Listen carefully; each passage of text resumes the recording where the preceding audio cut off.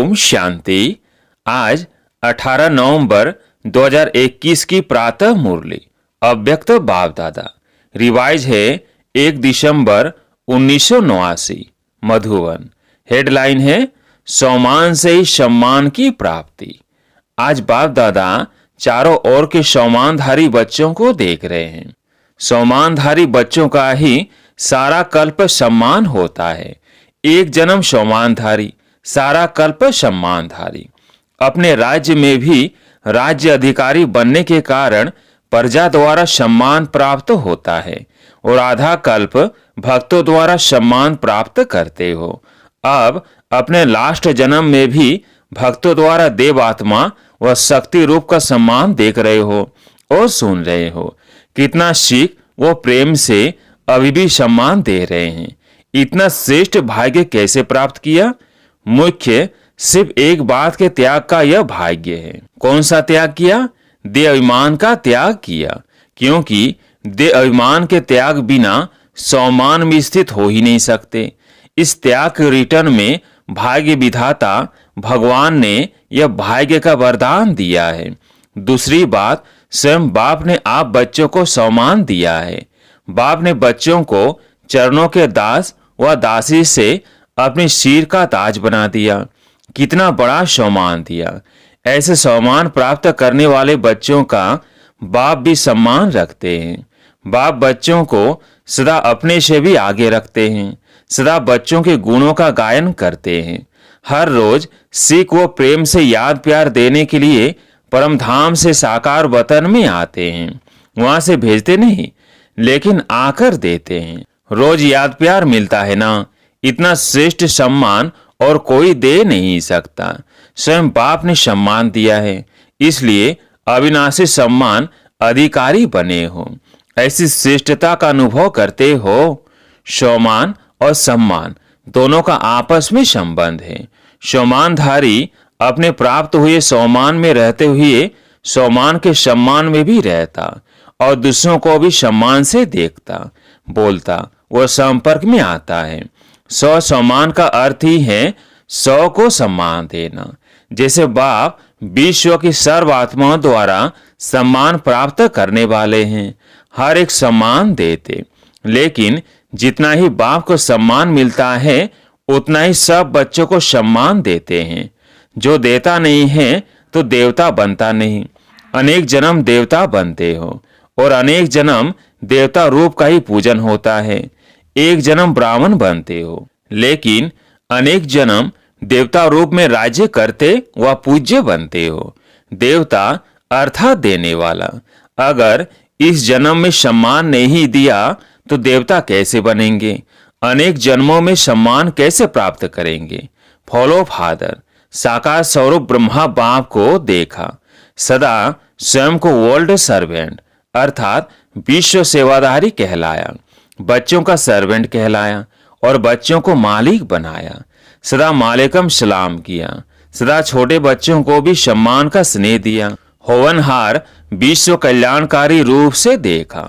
कुमारियों व कुमारों को, युवा स्थिति वालों को सदा विश्व की नामी ग्रामी महान आत्माओं को चैलेंज करने वाले, असंभव को संभव करने वाले, महात्माओं के सिर झुकाने वाले ऐसे पवित्र आत्माओं के सम्मान से देखा। सदा अपने से भी कमाल करने वाले महान आत्मा समझ सम्मान दिया ना। ऐसे ही बुजुर्ग आत्माओं को सदा अनुभवी आत्मा हम जिन्स आत्मा के सम्मान से देखा। बांधेले बांधलियों को निरंतर याद में नंबर 1 के सम्मान से देखा। इसलिए नंबर 1 अविनाशी सम्मान के अधिकारी बने। राज्य सम्मान में भी नंबर 1 विश्व महाराजन और पूज्य रूप में भी बाप की पूजा के बाद पहले पूज्य लक्ष्मी नारायण ही बनते हैं।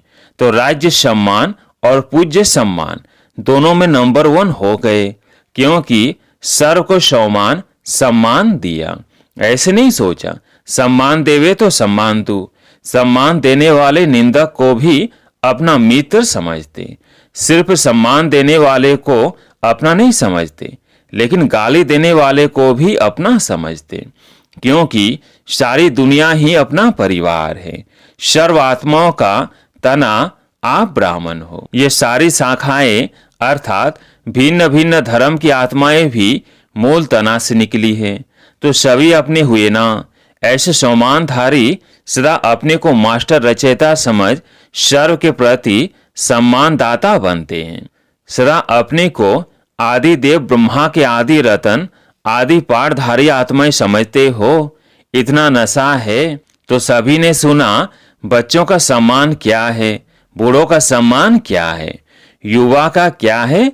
आदि पिता ब्रह्मा ने हमको ऐसे सम्मान से देखा, कितना नशा होगा।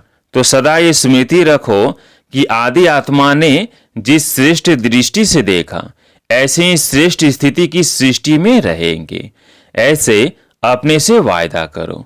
वायदे तो करते रहते हो ना, बोल से भी वायदा करते हो, मन से भी करते हो और लिख कर भी करते हो और फिर भूल भी जाते हो। इसलिए वायदा का फायदा नहीं उठा पाते। याद रखो तो फायदा भी उठाओ। सभी अपने को चेक करो, कितने बार वायदा किया है और निभाया कितने बार है। निभाना आता है वह सिर्फ वायदा करना आता है, वह बदलते रहते हो। कभी वायदा करने वाले, कभी निभाने वाले। टीचर्स क्या समझती है, निभाने वालों की लिस्ट में होना। टीचर्स को बाप दादा सदा साथी शिक्षक कहते हैं। तो साथी की विशेषता क्या होती है? साथी समान होता है। बाप कभी बदलता है क्या? टीचर्स भी वायदा और फायदा दोनों का बैलेंस रखने वाली है।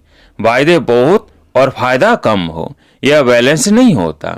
जो दोनों का बैलेंस रखते हैं उसको वरदाता बाप द्वारा यह वरदान व बैलेंसिंग मिलती है।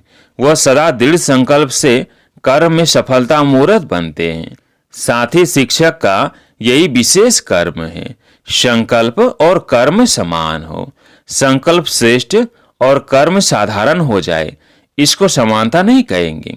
तो सदा टीचर्स अपने को साथी शिक्षक अर्थात शिक्षक बाप समान समझ इस स्मृति में समर्थ बन चलो। बाप दादा को टीचर्स की हिम्मत पर खुशी होती है।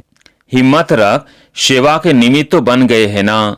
लेकिन अभी सदा यह स्लोगन याद रखो, हिम्मते टीचर समान शिक्षक बाप। यह कभी नहीं भूलना। तो स्वतः ही समान बनने वाला लक्ष्य बाप दादा आपके सामने रहेगा, अर्थात साथ रहेगा। अच्छा, चारों ओर के सम्मानधारी सुसम्मानधारी बच्चों को बाप दादा नयनों के सम्मुख देखते हुए सम्मान की दृष्टि से याद प्यार दे रहे हैं। सदा राज सम्मान और पूज्य सम्मान के समान साथी बच्चों को याद प्यार और नमस्ते। बिहार गुरु सभी अपने को स्वराज्य अधिकारी समझते हो। 100 का राज्य मिला है या मिलने वाला है।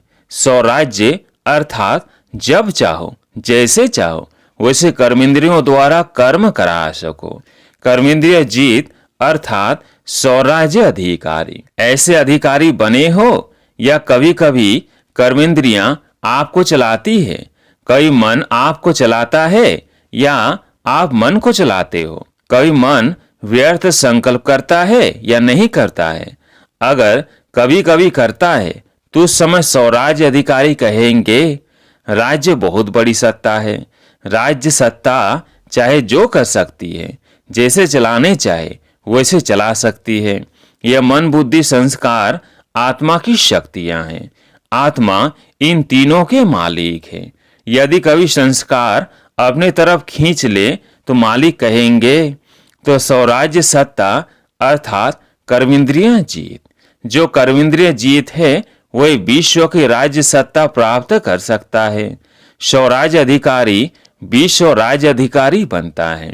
तो आप ब्राह्मण आत्माओं का ही स्लोगन है कि स्वराज्य ब्राह्मण जीवन का जन्मसिद्ध अधिकार है। स्वराज्य अधिकारी की स्थिति सदा मास्टर सर्वशक्तिमान है, कोई भी शक्ति की कमी नहीं। स्वराज्य अधिकारी सदा धर्म अर्थात धारणा मूर्त भी होगा और राज्य अर्थात शक्तिशाली भी होगा। अभी राज्य में हलचल क्यों है? क्योंकि धर्म सत्ता अलग हो गई है और राज्य सत्ता अलग हो गई है। तो लंगड़ा हो गया ना, एक सत्ता हुई ना, इसलिए हलचल है। ऐसे आप में भी अगर धर्म और राज्य दोनों सत्ता नहीं है तो विघ्न आएंगे, हलचल मिलाएंगे, युद्ध करनी पड़ेगी। और दोनों ही सत्ता है तो सदा ही बेपरवाह बादशाह रहेंगे, कोई विघ्न आ नहीं सकता। तो ऐसे बेपरवाह बादशाह बने हो या थोड़ी थोड़ी शरीर की संबंध की परवाह रहती है, पांडवों को कमाने की परवाह रहती है, परिवार को चलाने की परवाह रहती है, या बेपरवाह रहते हैं, चलाने वाला चला रहा है, कराने वाला करा रहा है। ऐसे निमित्त बनकर करने वाले बेपरवाह बादशाह होते हैं। मैं कर रहा हूं यह भान आया तो बेपरवाह नहीं रह सकते, लेकिन बाप द्वारा निमित्त बना हुआ हूं। ये स्मृति रहे तो बेफिक्र व निश्चित जीवन अनुभव करेंगे। कोई चिंता नहीं, कल क्या होगा उसकी भी चिंता नहीं। कभी यह थोड़ी सी चिंता रहती है कि कल क्या होगा, कैसे होगा, पता नहीं विनाश कब होगा, क्या होगा, बच्चों का क्या होगा, पोत्रों धोत्रों का क्या होगा, यह चिंता रहती है। बेपरवाह बादशाह को सदा ही यह निश्चय रहता है कि जो हो रहा है वो अच्छा, और जो होने वाला है वो और भी बहुत अच्छा होगा, क्योंकि कराने वाला अच्छे तो अच्छा है ना। इसको कहते हैं निश्चय बुद्धि विजयी।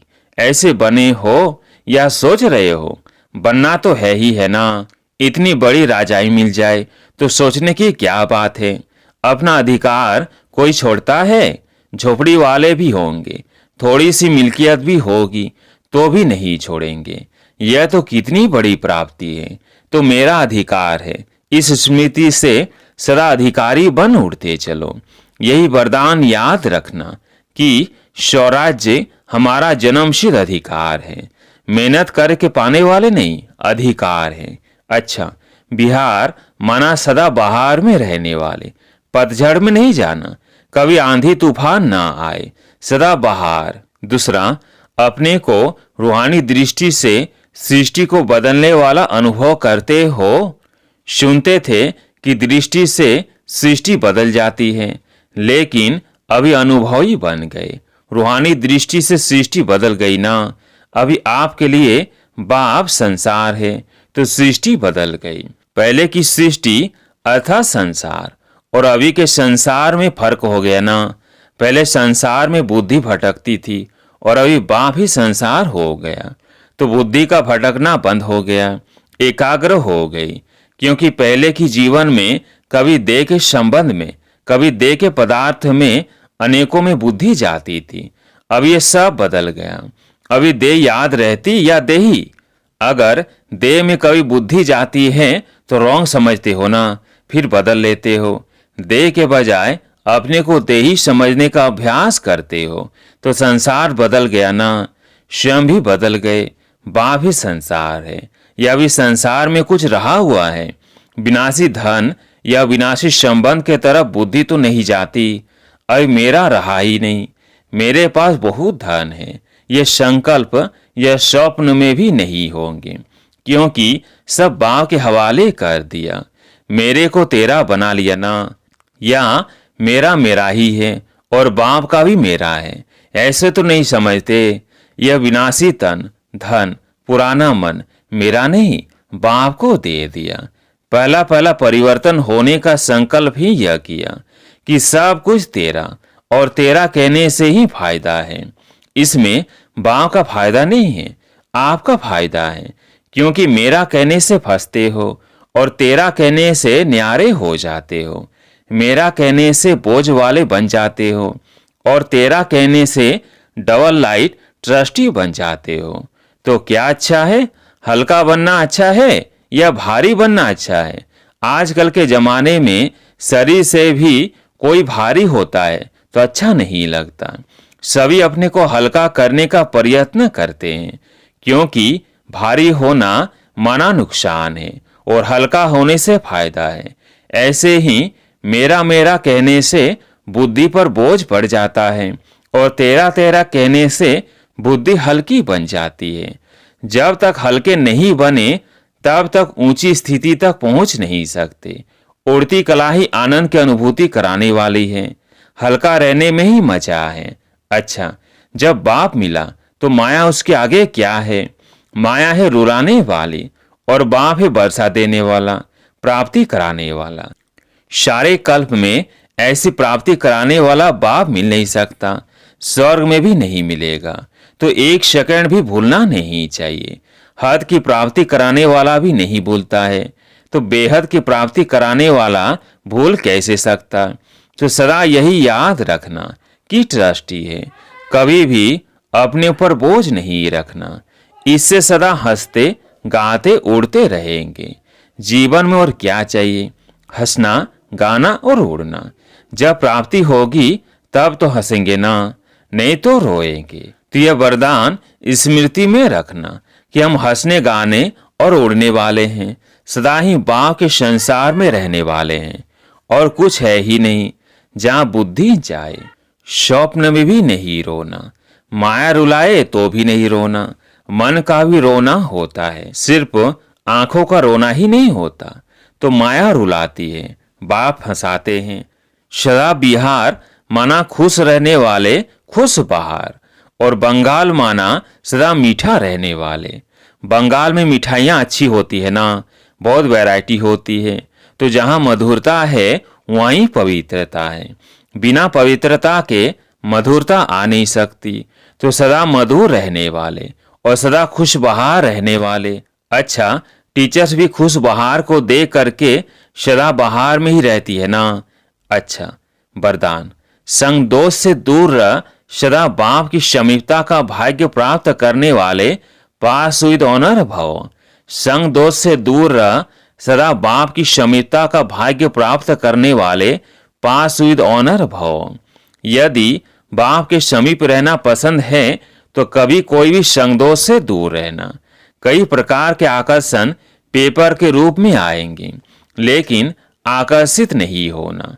संग दोष कई प्रकार का होता है। व्यर्थ संकल्पों व माया के आकर्षण के संकल्पों का संग, संबंधियों का संग, वाणी का संग, अन्न दोष का संग, कर्म का संग, इन सब संग दोषों से अपने को बचाने वाले ही पास विद ऑनर बनते हैं।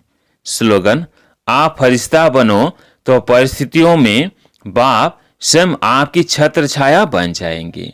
आप फरिश्ता बनो तो परिस्थितियों में बाप स्वयं आपकी छत्र छाया बन जाएंगे। अच्छा, ओम शांति।